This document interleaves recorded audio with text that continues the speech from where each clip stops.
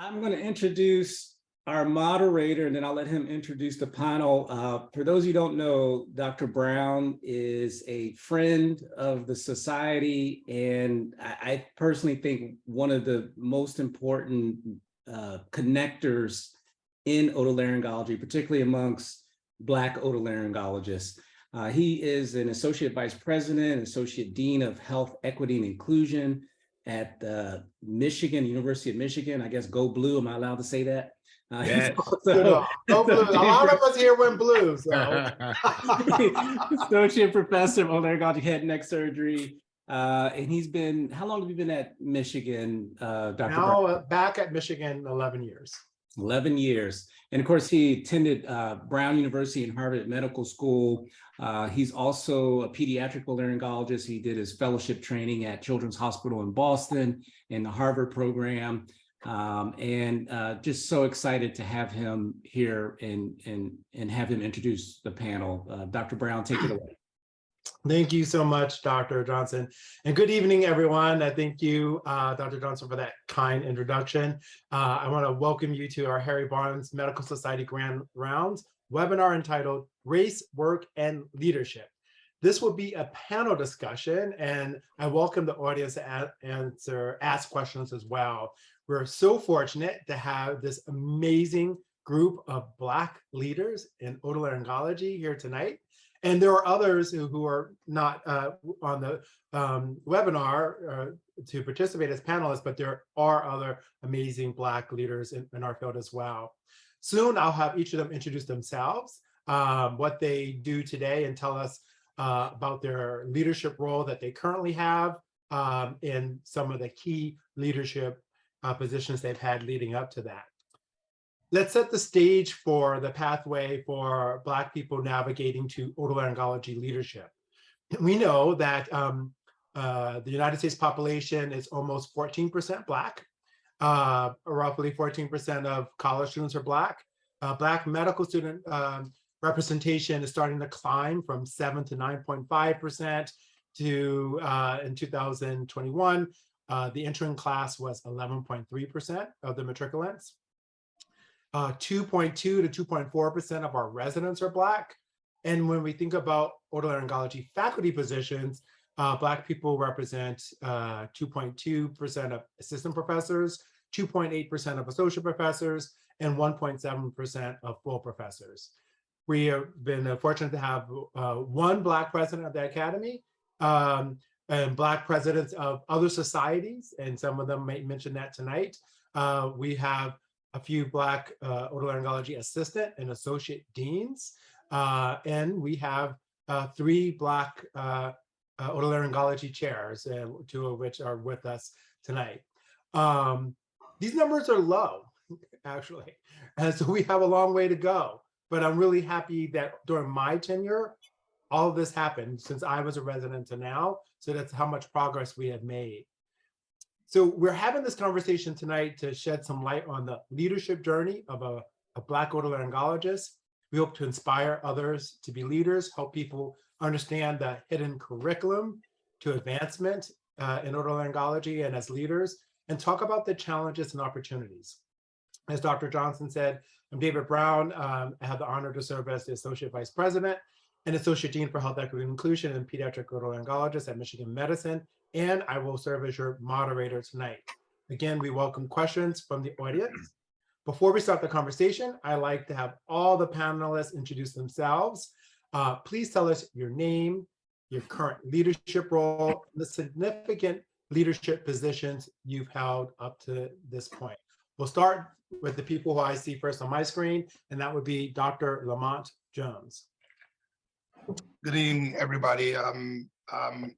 As David said, I'm Lamont Jones. I'm currently the Executive Vice Chair for the Otolaryngology Department at Henry Ford Health. I recently became full professor at Wayne State. As far as leadership positions, I am also the medical director for ambulatory surgery centers at Henry Ford Health. Positions that I've held throughout the years include, I'm on the board of governors for our 2,200 provider medical group at Henry Ford. And I'm also on the board for the American Academy of Facial Plastics, completing a term. And the last position that I'll mention, I'm on the board for AO North America. So that's the international organization for facial trauma. Thank you. Dr. Carrie Francis. Thanks. I'm Carrie Francis. I'm also a pediatric otolaryngologist at Kansas University Medical Center. I serve as the president chair of Harry Barnes this year. And my leadership journey really started with students. And so I was part of the inaugural change of our curriculum. I served as an assistant dean in our Office of Student Affairs, led our admissions committee for several years, as well as our recent task force, which sort of interrogated and really upended our protocols and policies around admissions, and particularly recruitment and retention for students who are underrepresented, historically excluded in medicine. Currently, I serve as an associate dean for workforce development in our Faculty Affairs and Development Office, with SUO on our executive council, and serve as director for our Frontiers CTSI unit for workforce heterogeneity. Thank you. Dr. Dana Thompson. Good evening, Dana Thompson. I like Carrie and David, I'm also a pediatric otolaryngologist. I currently serve as the division chief of pediatric otolaryngology at Ann and Robert H. Leary Children's Hospital and Northwestern. I've been in this role for almost a decade. I also serve as the vice chair for the Department of Surgery for the ambulatory practice and the executive physician director for ambulatory services at Leary. So those are my two major current leadership roles. My journey into leadership, I was the first pediatric otolaryngologist at the Mayo Clinic. So I basically created a program from nothing, and that became the pathway, I think, towards administration and leadership and operations and strategy. Other roles that I have held, I was the first Black president of the American Bronchoesophagologic Association. As far as I know, I was the first Black president of a major ENT society. That was definitely a formative experience. 10 years on the council for the ABEA was a very formative and important part of my journey. I've served 10 years on the Triologic Society Council. I served 7 years as the thesis chair and 2 years as the middle section vice president. So again, another kind of formative group of leaders and peers that I've learned from and grown in those two organizations. I am a professor of otolaryngology. I was named professor in 2011, and purportedly, I'm also the first woman African-American full professor in the specialties. So that's been my journey, and it's been a good one. And I just feel really grateful to be here with this amazing group. Everybody has been, in this panel, has been a mentor, sponsor, friend, colleague. We all bounce things off of each other. So looking forward to the conversation tonight. Thank you. Dr. Anita Arasarena. Hello, everyone. I want to thank David for inviting me to be on this panel. Not quite sure why I'm on this panel, but I'm a professor of otolaryngology at Temple University. I've served in the past as Associate Dean for Diversity and Inclusion at Temple. Currently, I serve as Secretary for the Philadelphia County Medical Society, and also for the Society of Ibero-Latin American Medical Professionals in Philadelphia. So that's me. Yes. And in addition to all those things, she was my chief resident. So she had to lead me as a junior resident. So I still look up to Dr. Arasarena. Dr. Howard Francis. Good evening.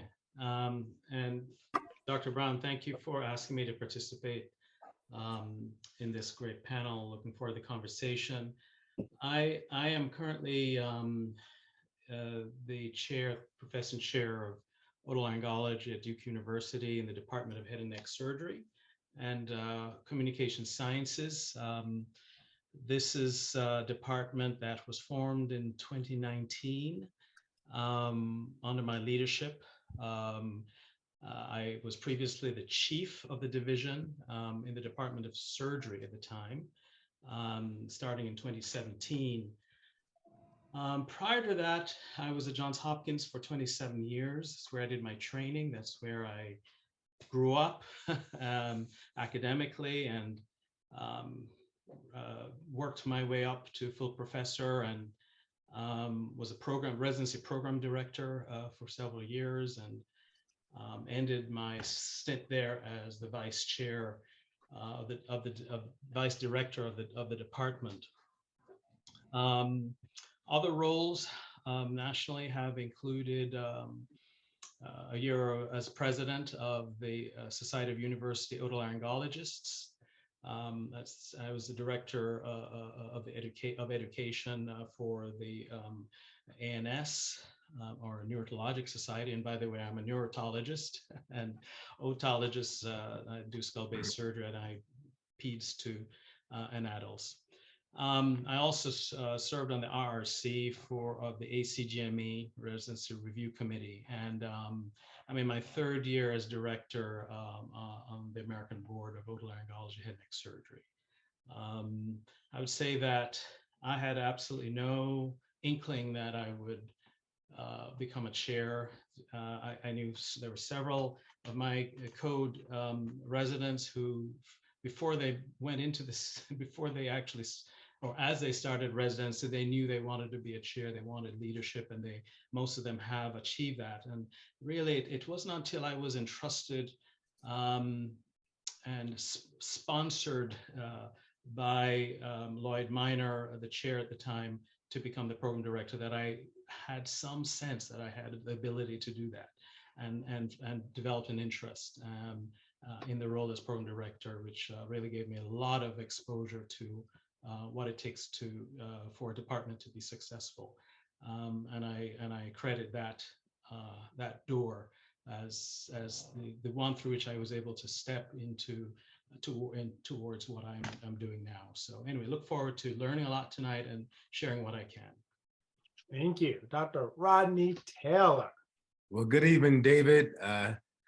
David is a friend, co-resident, and as I look at the screen, I can see a number of people, including Lamont, David, Oneida, who we all sort of grew up. Dr. Francis used that term, together at Michigan, and we're in an environment that perhaps even when it was not known to us, we were being cultured and groomed and inspired towards leadership. And I think, like Howard mentioned, I was not one of those who went into residency deciding that I wanted to be a specific kind of leader or chair. And so, again, I'm Rodney Taylor. I'm at the University of Maryland. I've been the chair at the University of Maryland for about 4.5 years, and was privileged this summer to become the inaugural Bruce and Isabel Cleland Professor and Chair of Otolaryngology, a gift from a grateful patient. And prior to that time, as David said, I was sponsored and requested to run our research department. And I served as the vice chair of research in our department, and we were excited to catapult ourselves within the top 15 nationally in NIH funding and really create, I think, a lean and impactful research team. I've served as chair at the Veterans Administration Division of Otolaryngology at Baltimore. Currently serve as chair of the Head and Neck Oncology Committee through our academy, and have been fortunate enough to have a number of different roles and wear a number of different hats that I think have helped to groom me. But among the activities that I do, none really is fulfilling and fun as getting a chance to really share some of these thoughts and ideas, for me to learn from my colleagues who I see on the screen, and also from those in the audience who will share questions that will help me to ponder and grow. So thank you, David, for being the motivation behind this great evening. It's a pleasure to be here. Thank you all. And wow, what an amazing resume these panelists have. And these are not the only Black otolaryngology leaders. And I had to limit it to what we can fit on the screen. And so we'll get started with the questions. And also, if anyone in the audience, quote unquote audience, wants to submit a question, you can do it via the Q&A function. I believe the chat is disabled, but the Q&A will work. So first question I have is for Dr. Lamont Jones. Some of us mentioned about our leadership journey. Tell us more about your leadership journey and when did you know you wanted to be a leader? A lot of people said they didn't come into otolaryngology knowing. When did you know? And tell us more about your journey, Dr. Jones. So yeah, I agree with what the other panelists said. When I first started, I think like a lot of us, especially those that are first generation physicians, I had one goal, when I left for college, was to finish college and graduate from med school, become a physician. And then, I had plans to come back to the Detroit area where I was at. And I think we all experience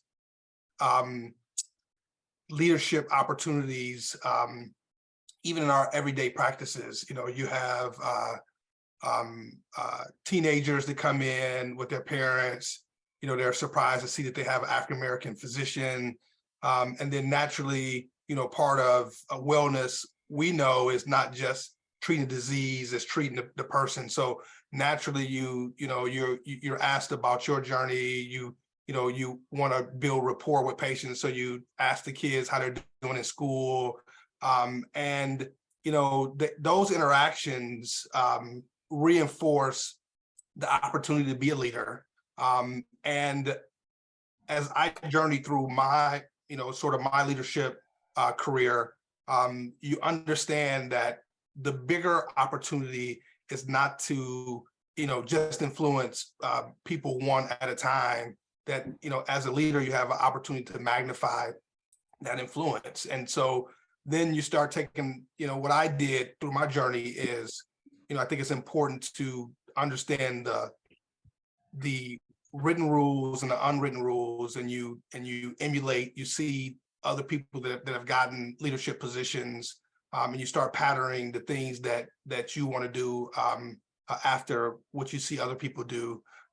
And, understanding that, there is a greater opportunity as an African-American leader to make a bigger change, a change that's has more influence and opportunity.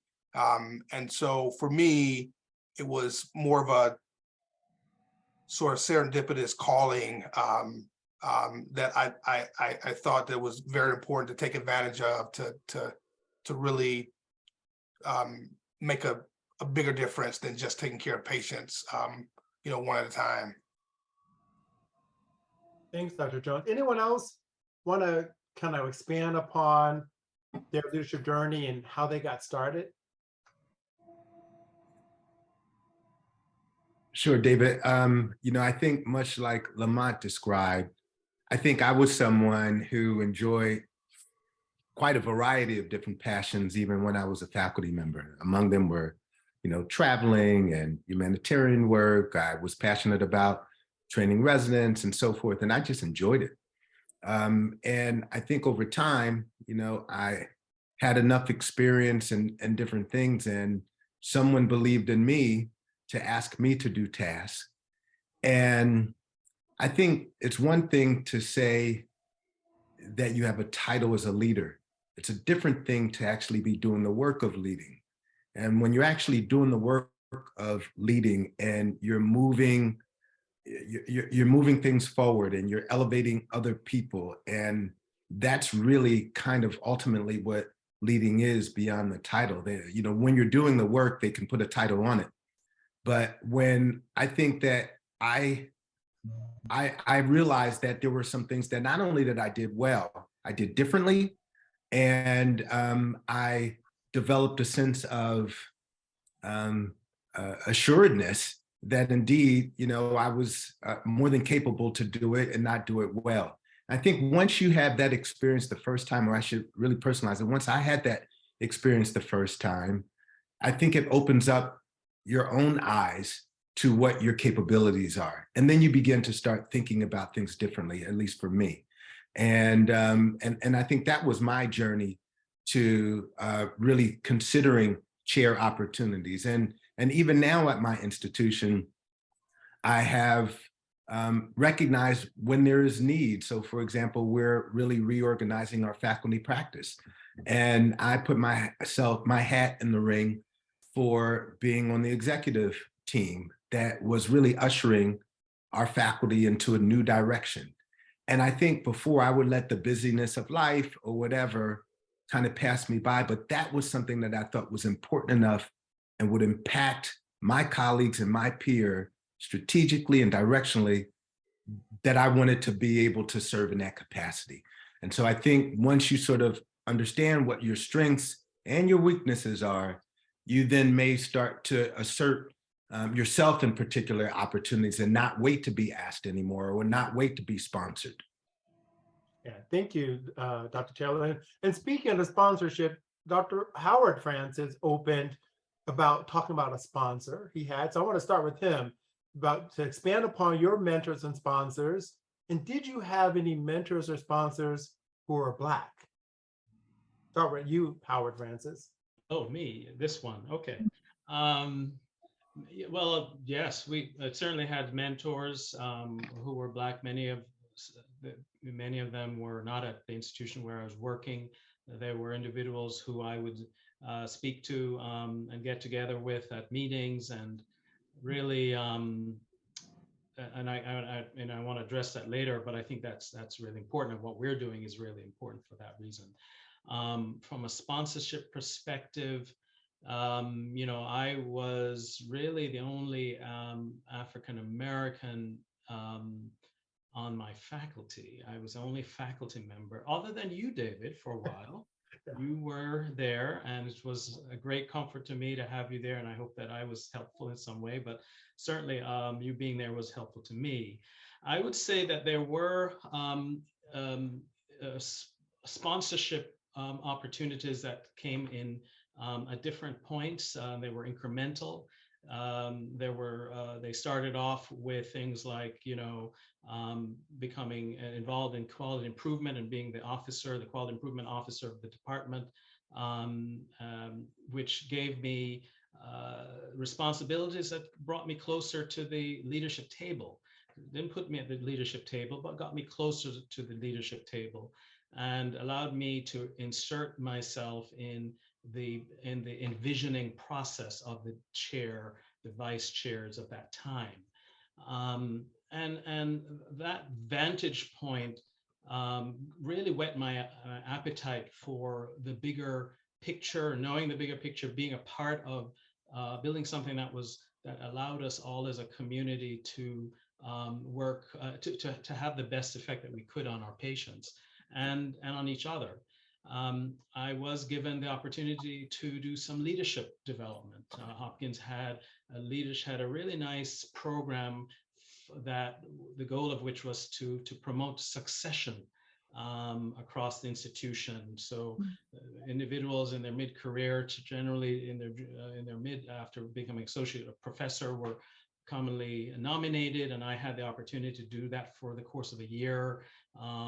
Every other week we would meet, and it's really helpful insights into organizational psychology and a variety of other things that gave me further information. But then I want to just make one point. I want to give other people a chance, but I will say that one of the things that I really feel helped me develop I had some training wheels that helped push me forward, was the act of developing an idea that we could do it better. Let me see what I can do to share that idea with leadership. That is the concept of leading up.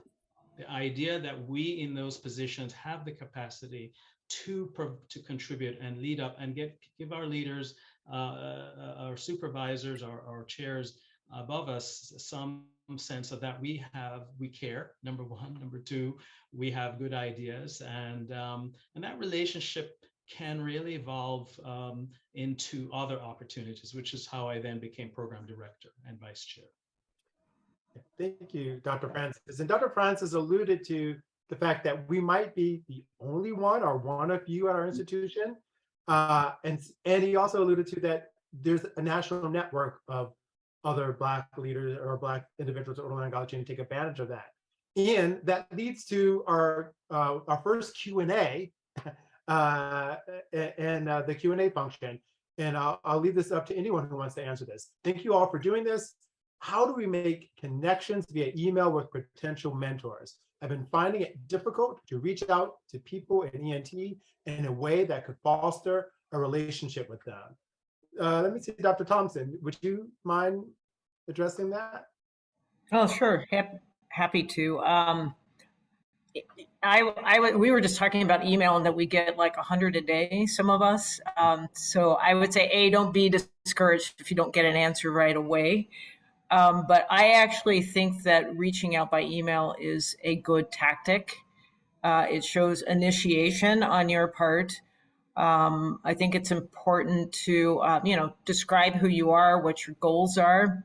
I generally don't turn emails away. I respond to them. I try and set up a 5 or 10 or 15-minute introductory meeting. Either it's a phone call or Zoom. So I think that is a good way of connecting with people. I guess if you're looking to reach out, there are many more of us. And so, if you're looking to establish in a geographic area or in a subspecialty, or if there's someone that you see nationally that has something you want to learn, grow, or emulate, that might be another way of kind of identifying who you may want to reach out to. So that's what I would offer, David, for the email tactic.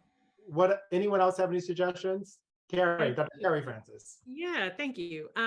That's a great question. And I do want to highlight certainly organizations like ours, Harry Barnes, attending events like this event where, speakers are here. It's an easy chat function to be able to ask and offer for email addresses.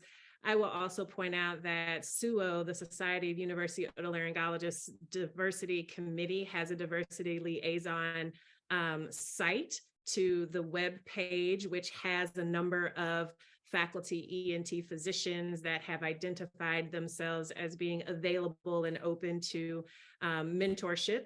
And most of those names are listed by geographic region. So it can be easy to perhaps find someone that's a little bit closer to you. And then other opportunities like the Black Otolaryngology Network. Dr. Howard Francis earlier mentioned the importance of connection via meetings, if that is possible. And those are additional ways to sort of meet people, introduce yourselves, and initiate some of those long-standing relationships. And I do believe the Academy has a mentorship program as well that is available for students. And so students and residents as well. So I think that's a wonderful way to do that. And for our faculty as well, I think sometimes we forget that as faculty, we need mentorship. And as junior faculty, it can be difficult to identify those folks. And this, again, is another important venue to be able to meet people and develop those long-lasting relationships. I think the easiest and most impactful thing to do is just to be a friend of the great connector, Dr. David Brown. That really works best. Well, thank you, Dr. Taylor. But the thing is, I agree with that concept. Everyone's saying we get a lot of emails. So one thing that is very helpful is ask a person who knows them to connect you. People are more likely to answer the emails from someone they know. And then, if that doesn't work, see if that person will text them and say, hey, do you mind if I share your cell phone number with this other person? Most likely they're going to say yes. And I think receiving a text is much different than like searching through your gazillion emails. Okay. Let's add Yeah, I go add one on. additional thing? I think Yeah. strategically as well, as Dr. Thompson mentioned, sending an email is great. It's also really impactful to send an email with specificity. So you are much more likely to get a well thought out response and invitation with an email that says, you know, this is why I'm seeking out a conversation with you or establishing a relationship. And so as a pointer and a helpful tactic to get a response, I think some specificity goes a long way. Yes, I love that. Specificity and succinctness. Because if you can't read it on one page of your iPhone, it may not get read. Okay, let's look at the next question that was submitted by the audience. One of the panelists noted, quote, first generation physician. And I'm wondering about people's journey to find the right people to, one, ask for help, and two, get financial practice building information from when you aren't quite sure where to start. For example, a colleague versus a practice manager versus a mentor. Anyone have any ideas? So what was the financial question? To get financial or practical building information. I don't know if it's about practice management, and if the person wants to kind of give more specificity to their question, please put it in the Q&A again. So that would be building a private practice more than likely. That's what I'm assuming. And sort of how do you get started so that you can make this a successful venture that, yeah, that's a good question. And one that, having worked primarily in academic medical centers where we had that infrastructure, I don't have the greatest idea, but I think they're asking the right question, whether it be for professional or private, or personal reasons. Just getting the best expertise is a good idea, so I don't know. I don't have a good answer. Yeah, I mean, again, I think it's important to also connect them. You know, there are many of us in private practice and who have been very successful. Mm-hmm. The person's essentially making one's click points and know what numbers to aim for patient numbers or collections, et cetera, from a financial perspective. Again, I think if that question, you know, and maybe I'll broaden it a little bit too. I think that, you know, there are benchmarks even in academics where you want to know what your value is, how productive you are, and so forth. And so there's a number of venues that you can go to look at what are RVU targets. For those who may not know exactly what that is, that's in essence, that's sort of tries to measure the surgeries and the patients that you see to provide a relative value to it. And that can be benchmarked for your level of promotion. If you're assistant professor, if you're associate professor, you can even drill down on some of those numbers for whatever subspecialty you are. Similarly, there are other formats too, where you can look at salary for your academic station and so forth. And you can intersect what your productivity is and your salary when you go to talk to your chair about a raise. Hopefully no one from Maryland is listening here today. But that is important. And similarly, there are, as Dr. Brown mentioned, there are many of us who have been successful. And when I say that, Black otolaryngologists who have been successful in private practice. I know in my state of Maryland, I can think of a couple. I can think of even people who we trained with who have gone out into private practice, who could be connected to you, who have built very successful practices that can give you those numbers and so forth and allow you to do that homework before you venture out on your own. And they can talk to you about pitfalls and success stories and things like that. So whether that question was really directed to academics or to a private practice, certainly people on this screen have resources that can direct you one way or another. Yeah, I would just like to piggyback on what Dr. Taylor said. The Association of American Medical Colleges um, yearly puts out a report where they benchmark, RVUs and salaries. Now, granted, academic salaries are going to not necessarily be comparable to those in private practice, but you can have an idea of what you're worth if you look at those reports from the AAMC.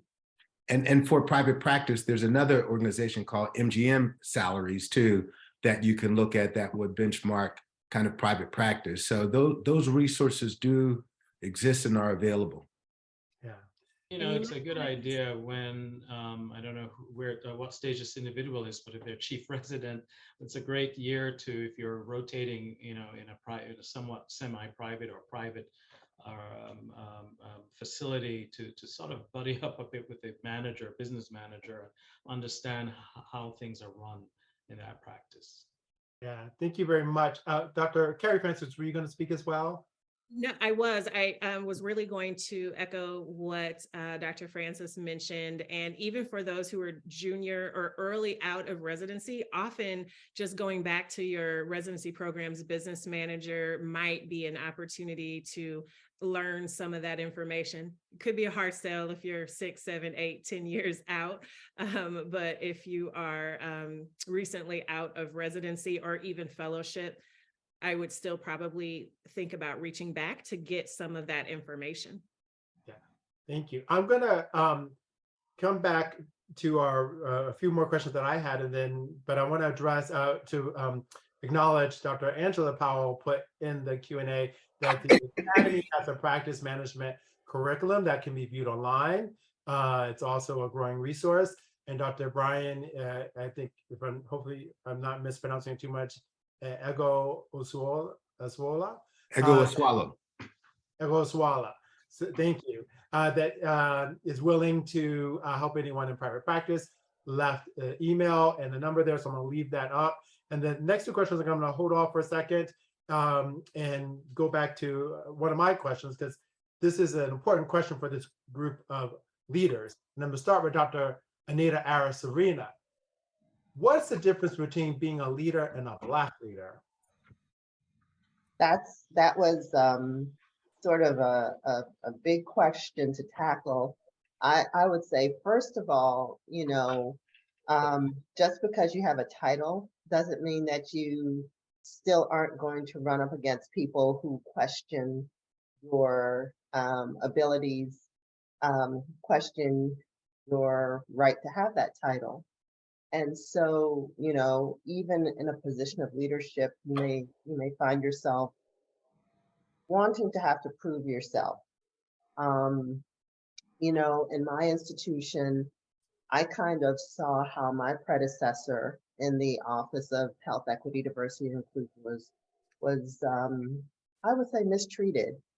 And so, I wanted to do everything I could to, put aside any question that I was not competent for that position. And, for me, initially, that meant being the smartest person in the room and trying to know everything. And then, it really came to a point where I realized, it's okay for me to be fallible sometimes, to not have all of the answers. But, you do have that to face going into leadership. I would also say that, as a Black leader, you're not there just to represent yourself or your institution, but you have to represent your community. And you have to advocate for your community in a way that I think other leaders of other ethnicities don't necessarily have to do. I remember when our institution was about to build a new medical office building, and I had to be the one to speak up, executive committee, and say, listen, we need to make sure that we have some minority contractors here. we can't just give it to the same people who get all of the contracts in Philly all the time to do all of the building work. And so there is that, I would say, I don't want to call it a burden. I would say it's additional privilege that you have to represent your community and make sure that, you know, things are actually equitable.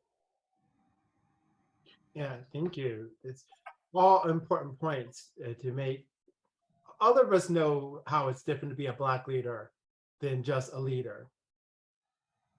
Anyone care to expound upon some of the things Dr. Arasarina already mentioned? David, if I can just say very briefly, one of the things that sometimes we may have in mind, and that is to sort of, do we assimilate? How much do we assimilate? And there's that question. But at some point, and I learned this from my father, that by way of the uniqueness of our journey, where we find ourselves often individual, you know, and alone as underrepresented. So and so long along our journey, our educational journey, is that we sharpen a set of skills, we develop a lens towards things that many of our colleagues never have to consider. And that is a real precious training school that we uniquely go through. And you may have a particular charisma or style or way of looking at things that your other colleagues don't have. And I think what my father taught me was that is of great value and that makes you unique. And when you are feeling really comfortable about that, you stop asking really about assimilation and you recognize that you really become very comfortable in the who that you are uniquely and your leadership position. Yeah, and Dave, I would just add also, I think, you know, the other side of the coin is this obligation and this, you know, this unapologetic opportunity to advocate. You know, we understand what the disparities are. And at some point, you got to have the courage, you know, to make the change as opposed to talking about the change. And so, you know, if you ever have an opportunity to serve on nominating committees, and some of the stuff isn't intentional, but you know, when you're on a nominating committee, you have to have the courage to promote qualified people that, you know, likely have been inadvertently passed over for opportunities. And you have to be willing to, you know, make the statements that may be uncomfortable. And I think that that's probably one of the unique burdens, or I would say burdens. I'll look at it more as of an opportunity, the unique opportunities of being a Black leader. And it takes a little bit of courage and comfortableness to be able to do it, especially in the settings that you may find yourself in as you ascend in leadership. Yeah. I also want to add that, you know, you learn how to say the uncomfortable things in a dispassionate way, because the last thing you want to be called is angry. So, you know, that is, as Dr. Taylor was alluding to, that is a skill that you have to learn as a Black leader, because you know you're gonna have to say uncomfortable things. But how do you couch this in a way that people continue to listen to you? Yeah. That's important. When Yes. we think about a tax or a challenge or a burden and additional privilege, one thing that I've learned over the years is when you remain purpose driven, this becomes a lot easier. Like Dr. Taylor mentioned, when we're grounded in our purpose, this often becomes less overwhelming because again, we're generally asked to represent in all different ways and be the advocate and speak out in a number of different paths, and in a number of different lanes.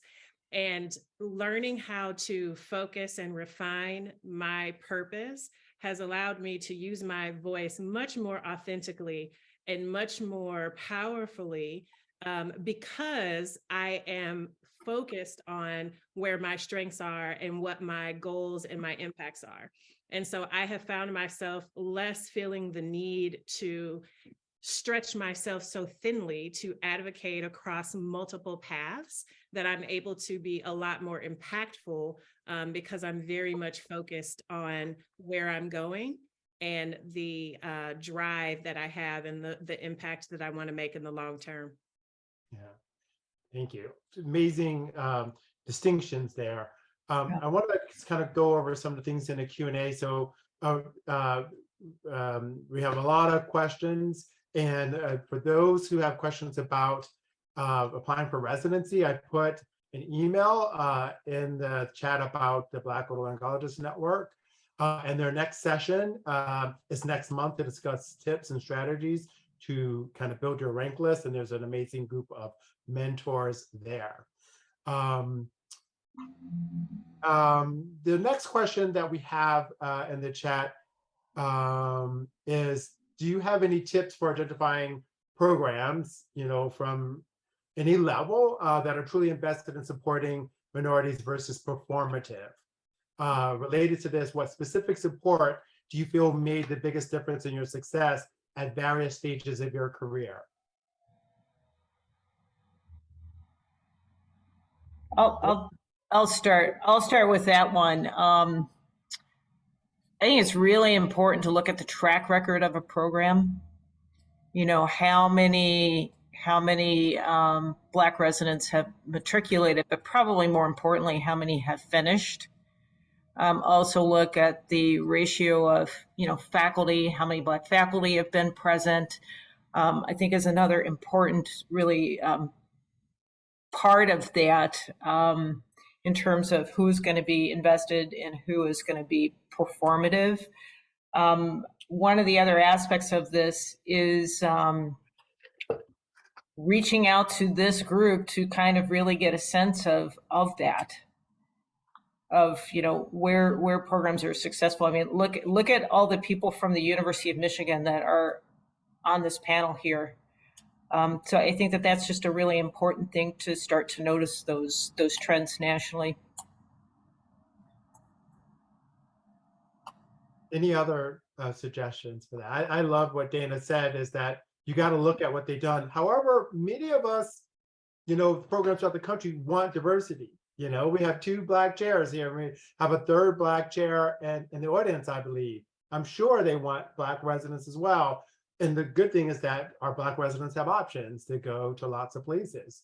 So how do you, Dr. Howard Francis, Dr. Rodney Taylor, show the value of diversity, and if your departments haven't had, decades experience? Well, my approach is to build an ecosystem that supports that. And that ecosystem has to contain individuals at all levels of the academic experience, junior faculty, mid-level faculty, and more senior faculty. And that's what I've really focused on building. We have a core group of people of color on our faculty, accounting for about a third, and underrepresented is about 20-25%. And clearly, and we have a very supportive culture, but one that is evolving and one that is continuing to grow, not only within the department, but across the surgical platform and across Duke. So I feel confident that we have a culture medium where we can support our trainees of various backgrounds now. Will it always be smooth? There's a process. It's hard to reverse 400 years, so all at once. But there are the elements are all there, and I think it's creating a culture of safety where people feel they can come and they can put out their best and be authentic and know that they're going to not be compromised if they happen to make a mistake because they are being themselves. I think that's really critical to innovation anyway. And I would say that we're driven now as academic medical centers to do more than just simply deliver excellent care. We need to actually drive innovation. We also need to drive value. And so we're more about health than we used to be. We're more about promoting health, more about promoting population health than we are about just delivering great care. And that requires that we understand that we have providers that understand the needs of the population. Going to Dr. Carrie Francis's point that we need to know what we're about, what our goals are, what our principles are. Well, those principles are now more aligned than ever with those with the sort of social contract of the academic medical center. And that has, I think, made it easier for me to speak up in meetings. It's made it easier for me to ask questions. I try not to be too declarative to, and come across as the angry guy, but I go back to the principles and I ask the question, the critical question. And that is, I think, asking those questions and navigating in that way can really be quite powerful.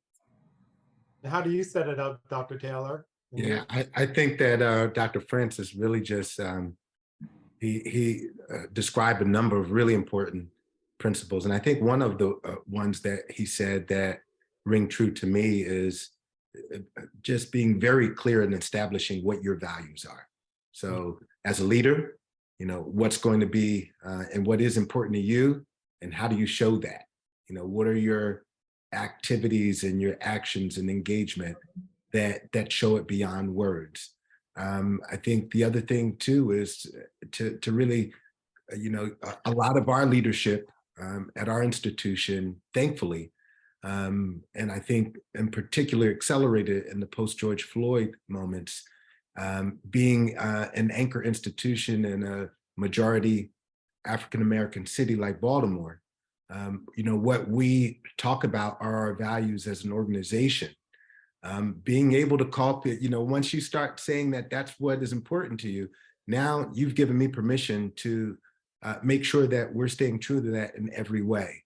And so it's true individually as a leader, it's true within our department, having the conversations, the honest conversations that maybe haven't been had for decades around what are our values when we're looking at our trainees and what's important.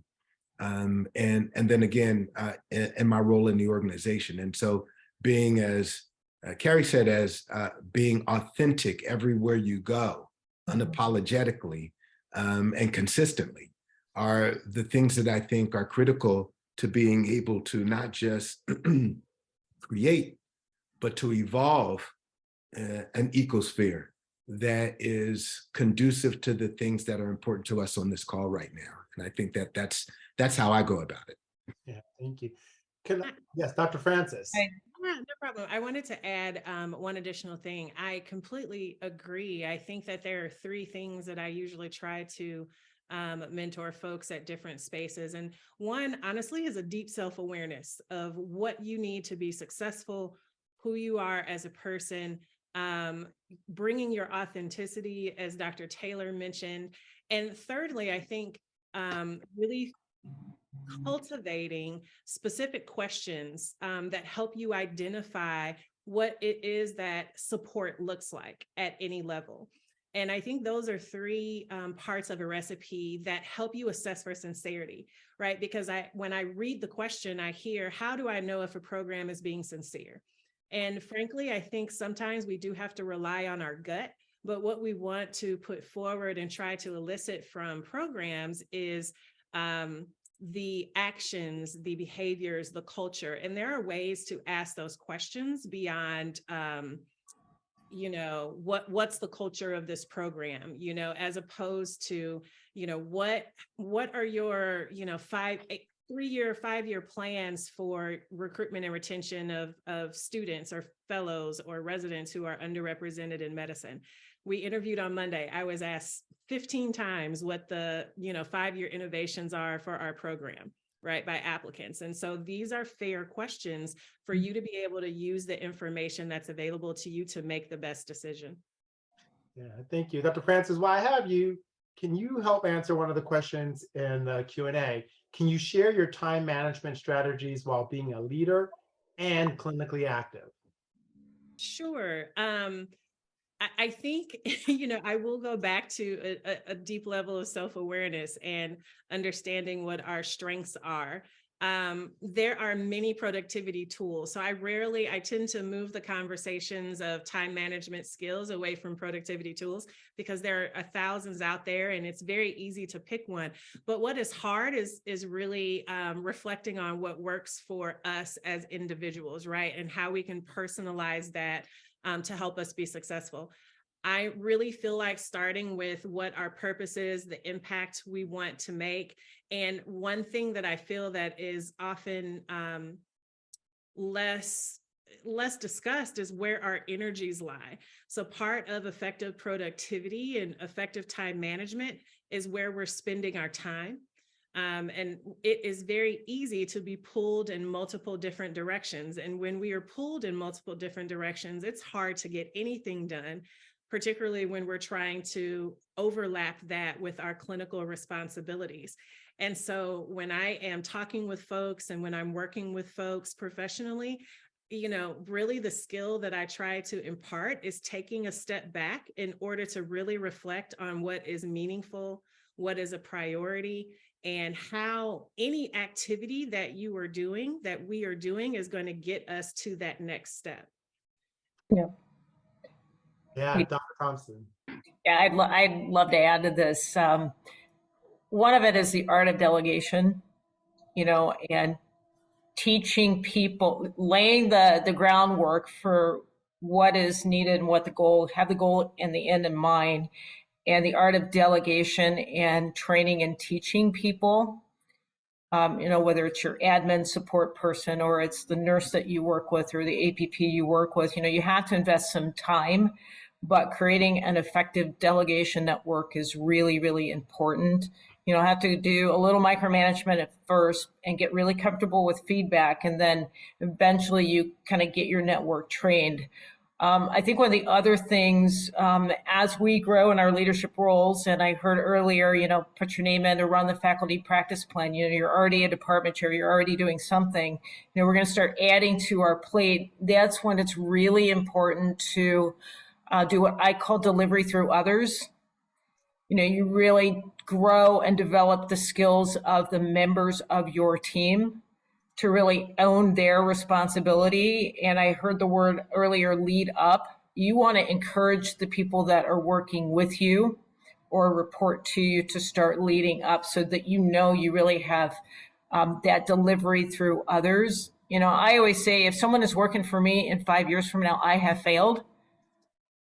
Meaning, have I not been able to help them go to the next level if they're not able to move forward? So I think that's a really important concept in terms of leading and developing others as a way of professional growth for yourself, but also developing others for that kind of delegated model. Yeah, and speaking of time management, everything. I know we have a few more minutes. I'd love to ask a couple more questions. And this one I want to direct to Dr. Rodney Taylor. How do you recommend navigating, this leadership ladder while maintaining joy, balance, one's own health? And what are your support systems and accountability partners, not just to your work, but to yourself? Yeah, and I think Carrie touched upon this in relationship to the work, and I think it extends beyond our work. And so I think what she said was having a very deep sense of insight and awareness on the things that you are passionate about. And so, one of the ways is kind of started for me right after I was a faculty member. I committed to taking a 2-week vacation outside of the country every year around Christmas. And then I would do a week and a half on the 4th of July. And I would go with some friends who knew me well, and we would challenge each other in terms of setting goals broadly in our life, both professionally and financially and socially and athletically. And I developed a habit about this, but it also helped me to understand the importance of unplugging and reflecting on a regular basis so that I can keep relevant with the things that were important to me. And I also just learned too, I think, in college I was busy. I played football, I was in student government. I've always had things that I was interested in and I was curious about. And even during internship year, when we would sometimes work 130 hours a week, I know that I wouldn't achieve the right balance, but I was always trying to achieve an effort to make sure I was doing something that was important to me and that was and I've been passionate about. And so it has just been instilled into the way, I breathe. And if I get busier, as Dana said, I may have to give something else up and you may have to reset the balance, but it's regularly tapping into your own deep self-awareness of reminding yourself what's important to you and committing to really protecting those things that you're really passionate about. No matter how busy you get, just like eating, you have to keep time to doing that. And having a core set of friends, both professionally and socially, who know me, who I'm in regular contact with them. I'm a good friend maintenance. I maintain my friendships well with phone calls on the way home. And those people who know you well, who don't judge you, you don't have to give a lot of background, they're honest with you, and keeping those people in my life too, and regularly tapping into them have been the way that I remain refreshed and continue to evaluate and evolve on the things that are really important to me. And that makes me more balanced. It makes me more fulfilled in every aspect of my life and work and play and so forth. Yeah, I would just add, I agree. And I think it's difficult, but you have to understand, it's the whole analogy. You have to put your own oxygen mask on before you put somebody else's on. And for me, it was similar. One of the things I enjoyed, going to the gym and working out, and I enjoyed traveling, just like what Rodney said. And when you have a family and you have a busy work life and busy, the other things that you're doing. So for me, it was 5 a.m. People thought I was crazy, but, I was up at 4:45 in the morning. I like to swim. So that was 5 a.m. in the pool. And I'm out at 6:15, 6:30. And the rest of the day, I can conquer the rest of the day. And then I think the other opportunity is looking to combine some of your interests. Just like Rodney, I love to travel as well. And one of the greatest joys was to combine mission work and research with traveling, and then bringing my family along. One of the probably the best trips that I had. This was for New Year's, and for 2019, I got invited to Australia, to Perth, to give a keloid lecture, and we went after Christmas. So we spent New Year's in the Sydney Harbor, watching the fireworks, and then we flew to Perth for me to give my talk, and a lot of times, when we do our family vacations, there's lessons to be learned for the kids, and you're, we talk about being leadership, we're doing our part. So, we were the only Black family going to Sydney for New Year's. When we did the boat on the Sydney Harbor, it was the only Black family. And when I went to Perth to give a talk, I was the only Black person there. And so, there's opportunities all around to be a positive influence And, you know, like I said, aligning those interests really helps me to keep, you know, to stay energized and charged for the next day of activity. Yeah, thank you. And those are, oh, Dr. Francis. Yes. Yeah. I also, one of the most amazing things that I learned from my personal coach was to really ensure that I had self-care strategies at work as well. I love to travel. People that know me know I love to travel, and I love, you know, all the things, but I kept finding for myself that, you know, oh, you know, I was waiting till the next vacation or waiting until the next massage in order to think that I would feel, you know, better or differently, or that was my release. And I really learned from her to create those spaces in my workplace, simply because that's where I'm there. I'm there 90% of the time. And so I do encourage people to identify ways, in addition to all of the amazing things that happen outside of work, that we are able to combine with work. But sometimes it is just having on my schedule one other Black woman faculty member that I can have coffee with in the hospital lobby every quarter. It is sometimes just taking a walk around the campus in the middle of a long day, well, during the lunch break, in the, you know, for a busy clinic. It is really important to find opportunities to care for yourself at work, because we spend so much of our time there. And we can't change it, but we can modify it. We can't always change it, but we can't always modify it. And so I just encourage that as well. Yeah, thank you all. You know, we do need to take care of ourselves. The higher we go up in leadership, the lonelier it gets, the more stressful it gets. So all these are great tools and tactics. And Dr. Taylor, you just take an out of country trip once a year around Christmas. I may need to cut back. I may need to cut back. This is our last question, and I want each of you to answer it. And I'm going to start with Dr. Thompson. And we can try to be brief as possible, but so everyone can get time to answer before we have to close. What one piece of advice would you give a future Black leader? And we'll start with Dr. Thompson. I mean, David, I thank you. So much of this has been summarized by all the comments. I'm sorry, I'm not going to be able to say one, but I'm going to make it 4 really succinct ones. I think the first one is, it's been echoed today, know your purpose and your values.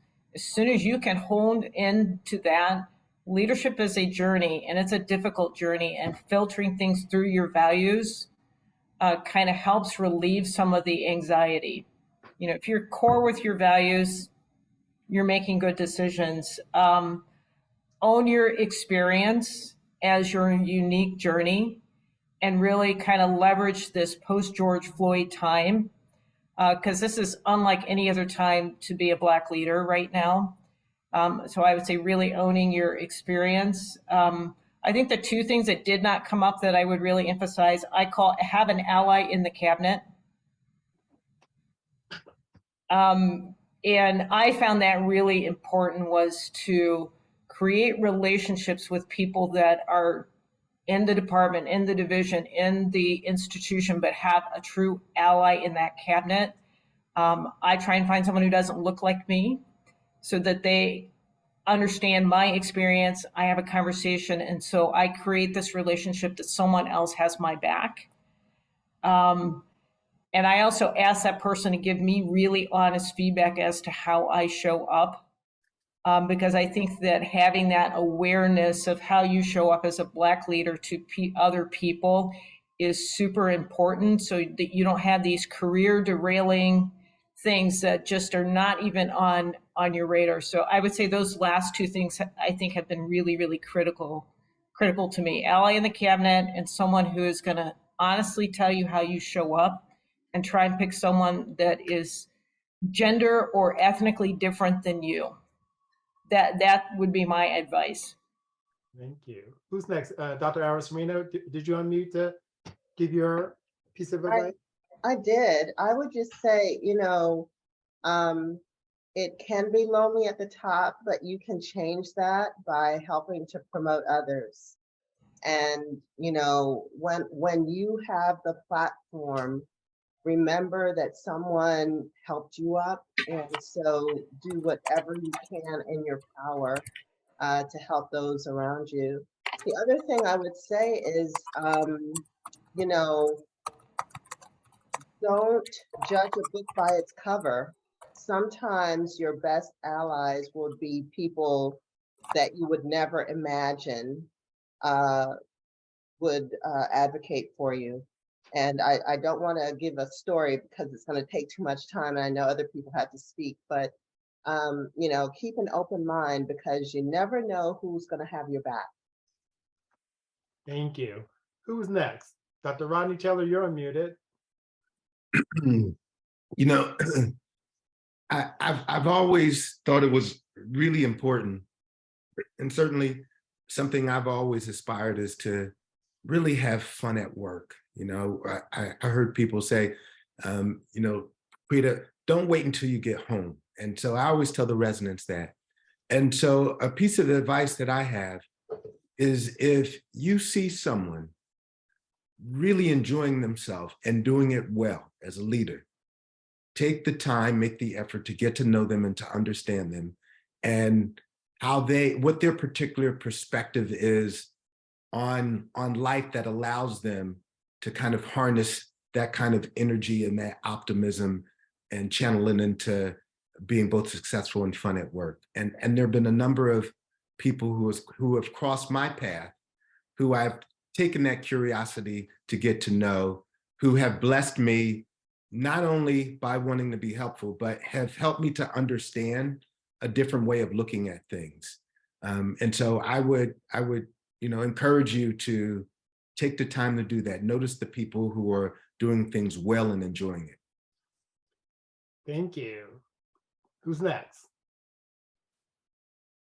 I can unmute. I would offer that leadership is an activity, and it really does begin with an investment in yourself, very much so aligned with self-awareness and the ability to reflect on your opportunities, your experiences. And sometimes it really is just learning how to manage yourself before we're really able to manage the people around us, support the people around us, and allow them to excel, which in turn allows us to really show our capabilities and opens and unlocks other opportunities. I would also offer that coaching, establishing yourself with a coach is really helpful to unlock that potential in some of us and really help shift through some of the thoughts and emotions and mindset that can really stand in the way of us knowing who we are deeply and allowing that to propel us forward. Thank you. Dr. Jones, want to go next? Sure. So I think it's a great question. I think the advice that I would give is, you know, on your leadership journey, I think there is a point of understanding yourself and understanding that you are capable and that you're driven and being comfortable with that. And with that, I think as a leader, you know, when you're comfortable with those two things, to understand that growing other people and serving other people, especially as a Black leader, helps you to develop a capable team so that you can get the work, you know, whatever the work that you need to get done.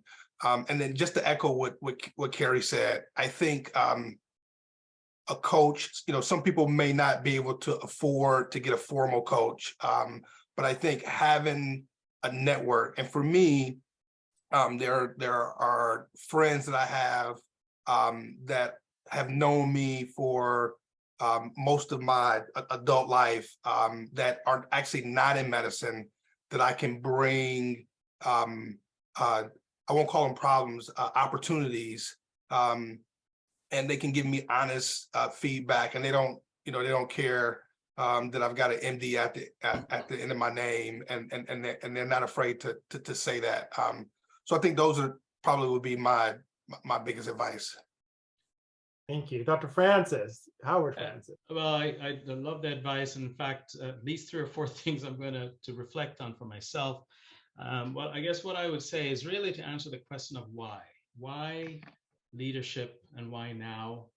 And I think that's important. I think it's to, Kara's point of really understanding your values and everyone's sense of where why is it that I want to do this? And for me, it was that I felt I needed a larger sphere of influence to have the impact that I needed to feel fulfilled, that I had reached a point where I wanted to help others be successful, that my own success wasn't as important.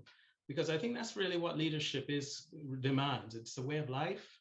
It's giving up a bit, your own, waving your own flag, and it's about waving the flag of others. And that, if you can get to that point, then it becomes easier to make the case that you will be the right leader for the right job.